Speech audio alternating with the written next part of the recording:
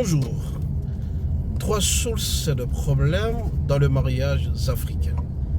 3 sources de problèmes dans le mariage africain. Primo, c'est la gestion de l'argent. Segundo, c'est la gestion du sexe. Et tertio, c'est la gestion de la belle famille ou le bassemaki du côté de l'homme.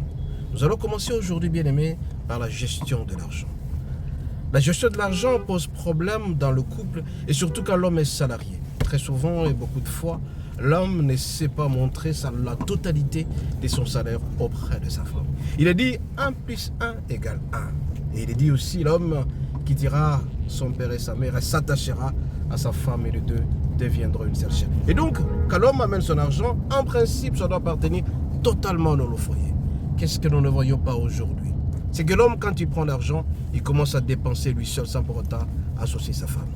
On se pose la question pourquoi? Parce que très souvent les femmes sont des dépensières.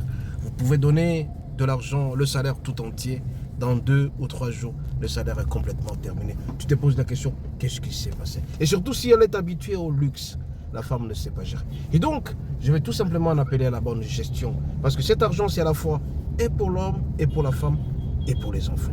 Faites attention dans la gestion d'argent. Donc, beaucoup de divorces aujourd'hui, parce que la femme se plaint, je ne vois rien, je suis une ivoirienne, je ne vois rien comme argent. Et l'homme réplique en disant, je mets tout l'argent, tout mon salaire auprès de ma femme, mais elle dépense complètement tout. Alors, je vais donner une solution. Sur laquelle, l'homme, quand tu touches son argent, c'est 100%, fais tout d'abord, tu enlèves ta dîme, tu enlèves tes offrandes et tout ce qui t'appartient, et tu donnes à la femme à peu près 50 ou 55%. Le reste, tu gardes comme épargne. Parce que la femme, quand tu lui donnes tout, elle pensera que tu gardes encore une autre partie chez toi. Ça, c'est du côté de l'homme. Mais du côté de la femme, c'est la catastrophe la plus nationale. Parce que très souvent, la femme pense qu'elle ne peut pas dépenser et est venue pour pouvoir consommer. C'est vrai que les besoins de la femme sont tournés vers l'homme. Mais la femme aussi doit participer à la gestion en donnant de son argent. Mais qu'est-ce qu'on ne voit pas aujourd'hui? La femme ne montre jamais son salaire à son mari. Ce n'est pas bien, c'est une abomination. Quand ça appartient à l'homme, c'est pour la femme.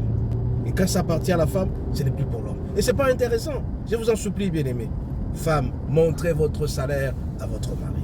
Et homme, montrez votre salaire. Mais tout en prenant certains garde-fous. Parce qu'il y a des hommes aussi dépensiers. Tu les mets tous les salaires, ils commencent à tout consommer. Ils amènent tout auprès de ces parties connexes et annexes. Et c'est très dangereux. Raison pour laquelle aujourd'hui, nous avons commencé. Ça constitue toujours la pomme des discordes. Le problème toujours par la gestion de l'argent. Vous voulez être en paix, éviter les divorces? Gérez très bien cet argent que Dieu met à votre disposition. Et donc, arrangez la gestion, une gestion harmonieuse. Faites un plan de trésorerie. Qu'est-ce que vous allez utiliser pour les enfants, pour les études et tout. Si vous n'avez qu'une seurce, le revenu, votre salaire. Mais les annexes que l'homme reçoit petit à petit, là, il peut le garder pour l'investissement long. Parce que si tu montres tout aussi à ta femme, tu vas risquer un jour de devenir pauvre. Parce que la femme, quand tu lui donnes, elle bousille tout complètement.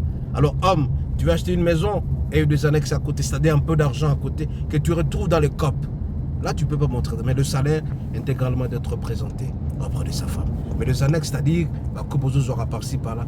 Bumba yango, pour son banda, pour son voiture. Son peu signé surtout, pas moi, sinayo. Soyez bénis, et à la prochaine.